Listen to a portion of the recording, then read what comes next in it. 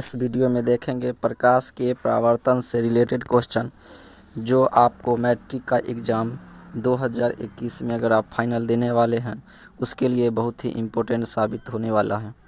ये VVI question है, objective पूरे चैप्टर का निचोड़ है प्रकाश के परावर्तन का। आप घर पे बैठ के अपना ये वीडियो देख सकते हैं, अपने कॉपी में नोट कर लें, उसके बाद याद कर लें और अच्छी तरह से समझ लें।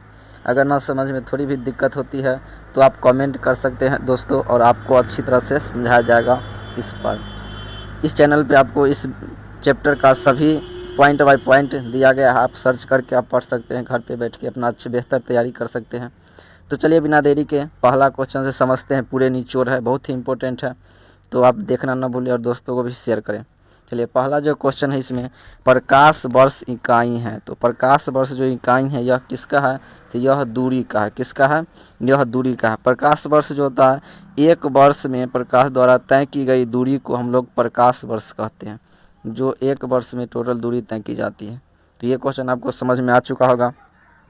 अब चलते हैं सेकेंड पॉइंट को देखते हैं दोस्तों। ये जो दिया गया है एम्पियर मात्रक है, तो एम्पियर मात्रक किसका है, तो यह विद्युत धारा की है। किसकी एम्पियर मात्रक है, तो यह है विद्युत धारा का। यह इम्पोर्टेंट है, यह बहुत बार पूछा गया एग्जाम में ऑब्जेक्टिव के लिए। पूरे जो है ना ऑब्जेक्टिव के लिए ही है, आप इसको पूरा देखें।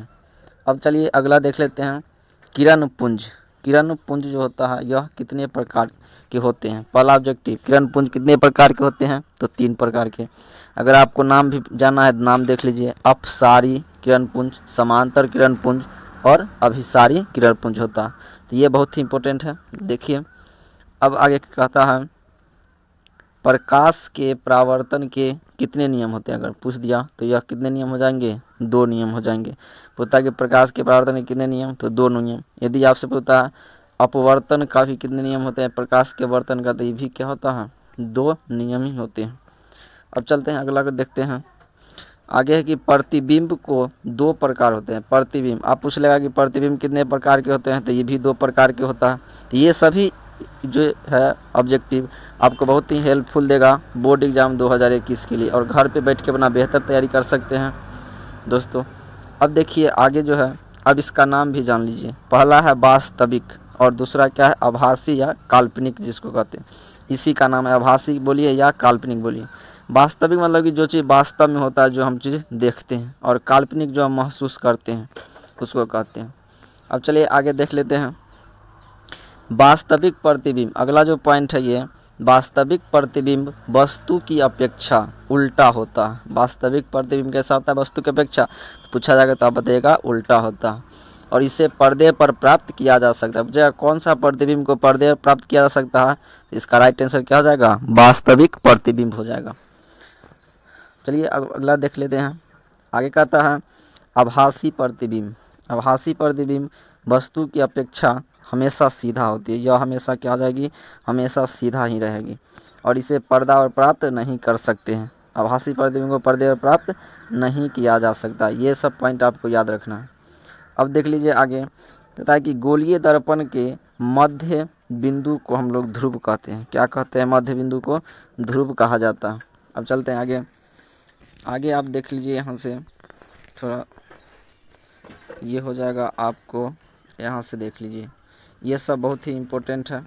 अब कहता है कि गोलीय दर्पण 2 प्रकार के होते हैं। गोलीय दर्पण कितने प्रकार के होते हैं, 2 प्रकार के। अब उसका नाम पूछ लेगा तो अवतल दर्पण, एक का नाम क्या जाएगा, उत्तल दर्पण। एक क्या जाएगा, अवतल दर्पण, दूसरा क्या जाएगा, उत्तल दर्पण हो जाएगा। आपको बता दें कि अवतल दर्पण जो होता है ना, ऐसा सिंबल, बीच का भाग जो होता है ना पतला होता है, उसको हम लोग कहते हैं अवतल दर्पण। और अगला जो होता है उत्तल दर्पण, यह जो होता है उत्तल, बीच का भाग क्या होता है, मोटा होगा, उसको क्या कहेंगे, उत्तल दर्पण कहते हैं। आपको समझ में आ गया होगा दोस्तों बहुत ही अच्छा तरह से। या इस तरह भी समझ सकते हैं अवतल दर्पण, जो ऐसे झुका आगे की ओर, जैसे कि हम मान लेते हैं अपना मुट्ठी, करछुल देखेंगे, करछुल, घर में सब करछुल देखेंगे, ये जो धंसा हुआ भाग है ना, ये क्या हो जाएगा, अवतल, और ये जो निकला हुआ भाग है इसी को कहते हैं दोस्तों उत्तल दर्पण कहते हैं। तो चलिए अब आगे चलते हैं। गोलीय दर्पण की फोकस दूरी f, फोकस दूरी को f से लिखते हैं, उसकी वक्रता त्रिज्या r से लिखते हैं।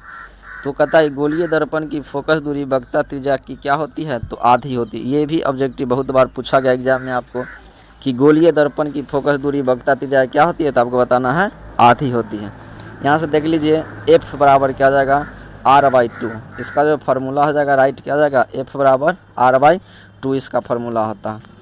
तो क्या हो जाएगा फोकस दूरी वक्रता त्रिज्या का आधी। अगर मान लीजिए यहाँ देख लीजिए वक्रता त्रिज्या अगर r पूछ ले, वक्रता त्रिज्या फोकस दूरी क्या होती है, तो दुगुनी 2f हो जाएगा, r बराबर 2f। इसको कोने कहीं क्या कर सकते हैं मल्टीप्लाई भी कर सकते हैं, r बराबर क्या हो जाएगा 2f हो जाएगा। अब चलिए आगे चलते हैं, आशा करते हैं कि इतना आपको समझ में आ चुका होगा। अब आगे देखिए कहता है कि अवतल दर्पण की वक्रता त्रिज्या r और फोकस दूरी f ऋणात्मक होती है। आपको इस वीडियो देख लीजिएगा, नीचे दिया गया होगा कि जो निर्देशांक ज्यामिति के अनुसार जो माइनस प्लस में यहाँ ध्यान देना होता है, इसमें बहुत सारा पॉइंट इसमें माइनस प्लस पर आपको देखना होगा कि किधर फोकस दूरी धनात्मक होगा किधर ऋणात्मक होगा, आपको बताया जा चुका है, निर्देशांक में देख सकते हैं, इसी में वीडियो में बनाया गया है। तो कहता है क्या अवतल दर्पण की वक्रता त्रिज्या r और फोकस दूरी दोनों क्या था कि ऋणात्मक। पूछेगा अवतल दर्पण की फोकस दूरी क्या होती है, तो ऋणात्मक, या वक्रता त्रिज्या दोनों ऋणात्मक। उत्तल दर्पण की वक्रता त्रिज्या r और फोकस दूरी f यह हो जाएगा धनात्मक।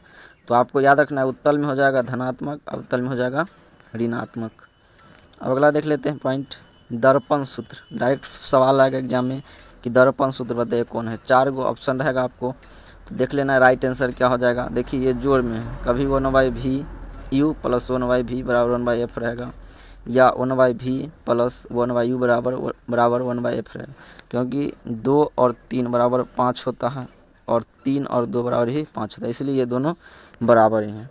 तो इसमें कोई दिक्कत नहीं, इधर भी रह सकता है इधर भी रह सकता है। तो दर्पण सूत्र अगर पूछा जाएगा तो 1/v प्लस 1/u बराबर 1/ क्या होता है f होता है। देखिए और याद भी रख सकते हैं दर्पण, दर्पण जो होता है क्या, तो यह जो लगाता है अगर मान लीजिए दर्पण, तो यह जवान आदमी युवा आदमी, तो उस समय क्या रहता है उसको पावर रहता है, क्या होता है पावर से। तो प्लस वाला क्या हो जाएगा दर्पण सूत्र। अगर पूछ ले लेंस सूत्र क्या होता है, तो लेंस जो होता है ना यह बूढ़ा आदमी लगाता है चश्मा, समझने के लिए ट्रिक है। तो वहाँ पर क्या हो जाएगा यहाँ माइनस 1/v माइनस 1/u बराबर 1/f हो जाएगा। अगर ये लेंस सूत्र पूछ ले तो ये फार्मूला, दर्पण सूत्र पूछ ले तो ये। तो दर्पण स्टाइल के लिए जवान में लगाता है तो उस समय पावर रहता है, तो प्लस वाला। लेंस बूढ़ा में हो जाता है उस समय पावर कम जाता है, इसलिए क्या हो जाएगा माइनस वाला। डायरेक्ट यहाँ माइनस से याद कर सकते हैं। अब आगे चलते हैं, पूछ लेगा कि उत्तल दर्पण का उपयोग, तो यह गाड़ी के साइड मिरर में किया जाता है। कहाँ किया जाता है, गाड़ी के साइड मिरर में। आपको एग्जाम्पल क्या देगा, पश्च दर्पण के रूप में भी करते हैं, पश्च लिख देगा, पश्च दर्पण के रूप में कौन दर्पण का यूज करते हैं, तो यह क्या जाएगा उत्तल दर्पण का उपयोग किया जाता है। इस तरह देगा पश्च लिख देता है। पीछे की ओर जो जैसे कि मान लेते हैं गाड़ी हो गया, मोटरसाइकिल पे चलते हैं, तो साइड मिरर जो होता है उसमें कौन दर्पण हो जाएगा उत्तल दर्पण हो जाएगा, पीछे की चीज़ को देखने के लिए, पश्च दृष्टि। अब आगे देखिए अवतल दर्पण, तो अवतल दर्पण का उपयोग जो होता है दाढ़ी बनाने में होता है। बहुत बार पूछा गया दाढ़ी बनाने में कौन सा दर्पण का यूज करते हैं, तो अवतल का करते हैं। अब यहाँ देख लेते हैं अवतल का दर्पण का उपयोग डॉक्टरों के द्वारा गला नाक कान रोगियों को देखने में, टर्च या वाहन के हेडलाइट या सर्च लाइट में तथा सर्च लाइट। तो ये गाड़ी जो होता है उसकी हेडलाइट आगे वाला जो होता है उसमें लगा होता है अवतल दर्पण, लेकिन अगर साइड मिरर के बारे में पूछ ले तो वहाँ क्या आ जाएगा उत्तल दर्पण है। तो इतना डिफरेंस है समझिएगा। और एक और पॉइंट है यहाँ सौर भट्टियों में पूछ देगा सौर भट्टी में कौन दर्पण का यूज किया जाता है, तो अवतल दर्पण का यूज किया जाता है। इतना तक आपको समझ में आ गया होगा। अब आगे चलते हैं, आगे जो ये है पूछ रहा है कि प्रकाश की गति क्या होती है। तो प्रकाश की गति जो डायरेक्ट 3 × 10⁸ मीटर पर सेकेंड, या अगर किलोमीटर पर घंटा पूछता है तो 3 लाख किलोमीटर पर घंटा हो जाएगा। समझ में आ गया होगा, 3 लाख किलोमीटर पर घंटा हो जाएगा। और मीटर पर सेकेंड में पूछता है तो 3 × 10⁸ मीटर पर सेकेंड प्रकाश की गति। और प्रकाश हमेशा सीधी रेखा में गमन करती है। किस रेखा में गमन करती है, सीधी रेखा में गमन करती है।